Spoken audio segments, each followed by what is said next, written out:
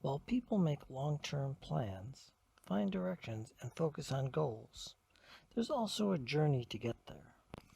The goals tend to be individual. They're what matters to you, and they define where you want to be. While they may include association with others who also receive a benefit from getting to the goal, it's primarily your goal for you. And there's nothing wrong with that. Setting a goal that's primarily for others diminishes the value of yourself in your image and practicality for achieving that goal. But discouragement comes to many who are on the path to their goal. They are so focused on the end goal.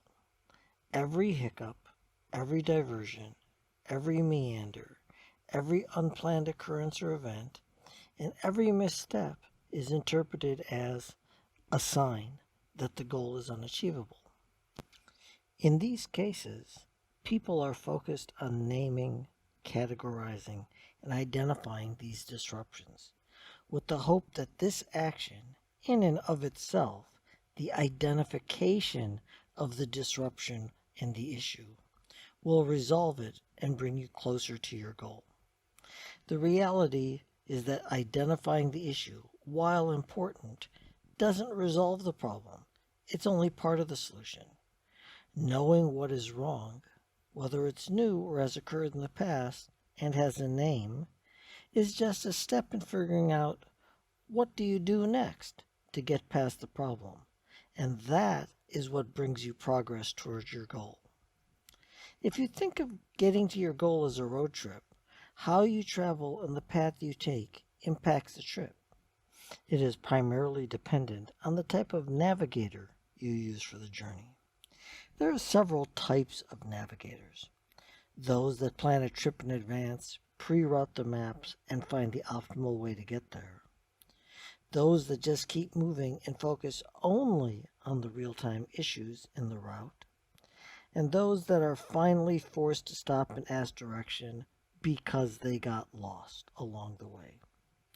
Finally, there are those that focus on the risk of the whole endeavor and choose not to travel to the goal as they feel it's unattainable, unsafe, and beyond them.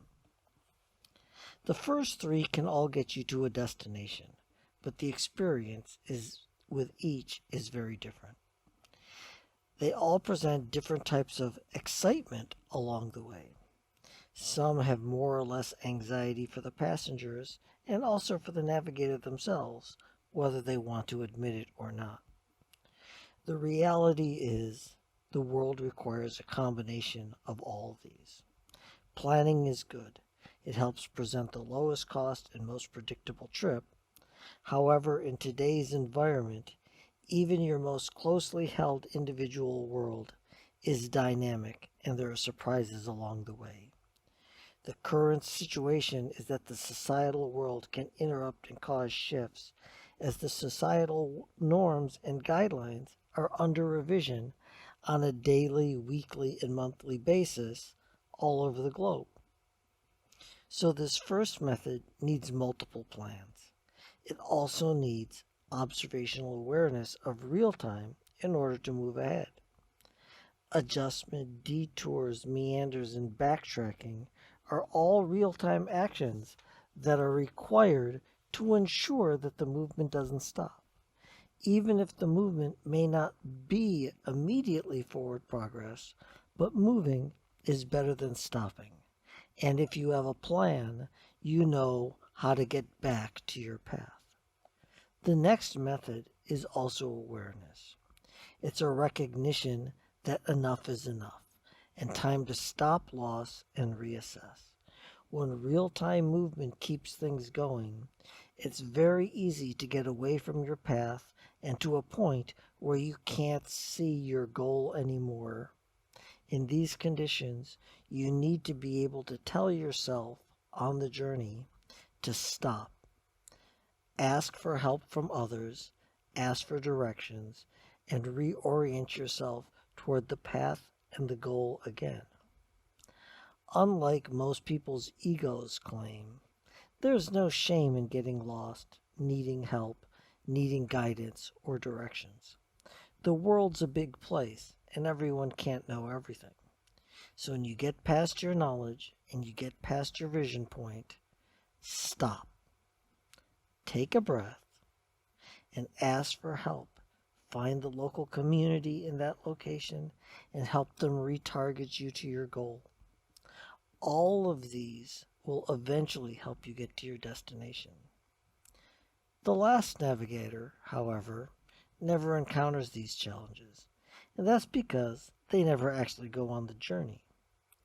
It's planning, information, news, and risk assessment that invalidates the experience of actually going on the trip and getting on the path and moving toward the goal. Whether the goal is a dream, a financial goal, a spiritual goal, a physical goal, an emotional trip, you thought to make the trip for a purpose. Don't let fear be the navigator in your life. Trust your dreams. Take the journey. Everyone has a different path, a different goal, and different dreams. Even these change over time. The goals, paths, and dreams you had in your youth aren't the same as you get older and you encounter family and other life situations. Those dreams are given to you by a higher power, and they help you realize the unique individual that you are, which is why they change as you change. Try. Just take one step on the path. It doesn't matter which of the three navigators you choose.